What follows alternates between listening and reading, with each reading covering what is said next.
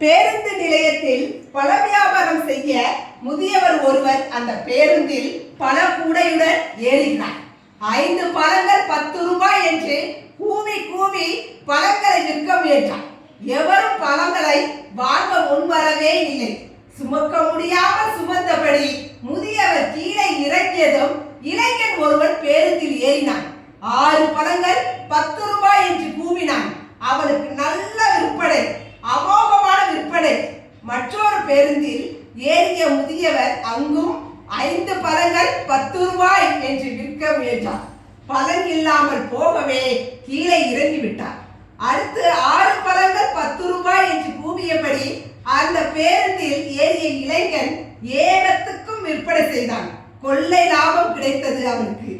மிகப்பெரிய கம்பெனியின் விற்பனை ஆலோசகரான ஒருவர் இந்த காட்சியை பார்த்து கொண்டே இருக்கிறார்.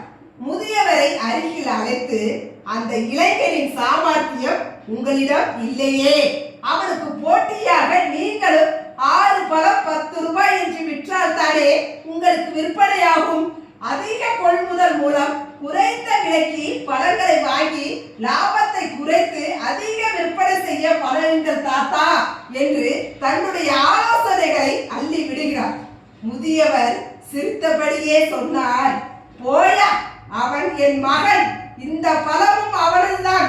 6 பழம் 10 ரூபாய் விற்றால் சட்டென்று வாங்குவதற்கு நம்ம சனத்துக்கு மனசே வராது.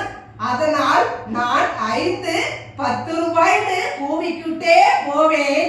அப்புறமா 6 பழம் 10 ரூபாய்னு அவன் வந்து சொன்னதும் அடடே லாபமா இருக்கேன்னு சனங்க சட்டென்னு வாங்கிடுவாங்க. அவன் தான் நிஜமான வியாபாரி. சனங்களோட மனசை மாற்றுவதற்கு தான் என்னை முன்னாடி அனுப்புகிறான் என்றார் முதியவர்.